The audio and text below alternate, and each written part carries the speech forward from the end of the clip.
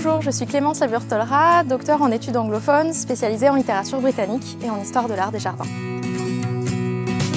Ma thèse porte sur les sensibilités végétales de trois écrivaines britanniques du XXe siècle, qui sont donc Elizabeth Van Arnhem, Vitis Agreste et Rose Macaulay. Et je me suis intéressée à la façon dont elles ont conçu le jardin, dans leurs écrits à la fois littéraires et journalistiques, mais également au sol, puisqu'elles ont toutes eu une pratique horticole. Elizabeth Van Arnhem et Vitis Agreste ont jardiné dans leur jardin en Allemagne et en Grande-Bretagne. Et Rose Macaulay s'est illustrée lors de la Première Guerre mondiale en travaillant au champ pour servir lors de l'effort de guerre en Grande-Bretagne. En analysant la façon dont ces trois écrivaines conçoivent et élaborent les jardins, j'ai voulu examiner la façon dont ces jardins sont non seulement des lieux esthétiques, mais sont également des lieux qui sont façonnés, agencés et modelés par des enjeux sociaux, des enjeux politiques également.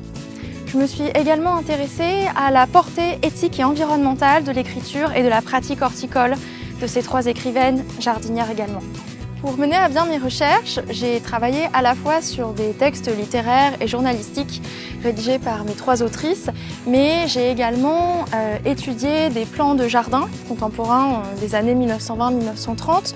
Je me suis également penchée sur des traités de jardinage et j'ai également effectué des séjours de recherche, principalement à Londres, pour étudier les correspondances ou les brouillons de ces autrices. Et d'autre part, j'ai également fait des séjours de terrain. Et dans mon cas, les séjours de terrain, c'était des arpentages de jardins. Je me suis rendue dans ces jardins pour étudier à la fois la façon dont ces jardins ont été conçus et élaborés pour respecter une certaine esthétique au XXe siècle et pour étudier également la façon dont ces jardins ont pu inspirer les textes de mes autrices.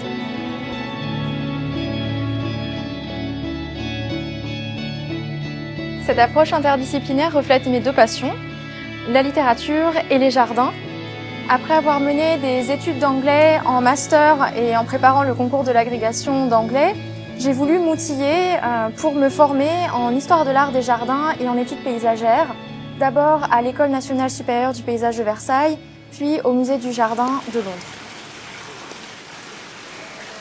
À travers ma thèse, j'ai choisi de donner de la visibilité à des autrices qui ont été peu étudiées par la critique et qui ont été plutôt éclipsées par des autrices dites plus canoniques, comme par exemple Virginia Woolf ou Catherine Mansfield. Et donc j'ai voulu m'interroger sur leur écriture et sur leur rapport au végétal qui a également été peu étudié, ou du moins qui était peu étudié quand j'ai commencé ma thèse.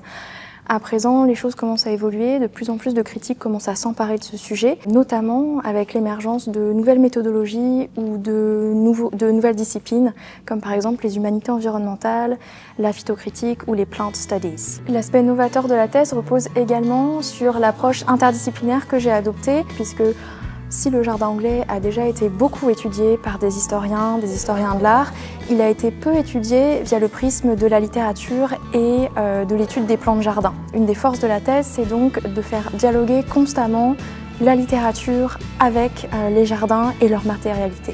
Mes recherches ont non seulement évolué et découlé de séjours de terrain et de séjours en archives, mais elles ont également évolué au fil de rencontres et de projets collectifs que j'ai pu mener avec des chercheurs et des chercheuses de disciplines variées. J'ai organisé le séminaire des doctorants de deuxième année au sein de l'école doctorale ED58, puis plus récemment ai organisé le colloque Breaking New Grounds en septembre 2024 en partenariat avec Aurélien Wasilewski. Le colloque a intéressé plusieurs maisons d'édition internationales et nous sommes donc en train de préparer un projet d'ouvrage collectif pour donner suite à ce projet, à cet événement scientifique. Depuis ma soutenance, je suis attachée temporaire d'enseignement et de recherche à l'Université d'Angers et je travaille en vue d'une publication de ma thèse. Le prix de thèse du collège doctoral de Languedoc-Roussillon constitue donc non seulement un honneur pour moi, mais également un soutien financier en vue de la publication de ce travail de recherche.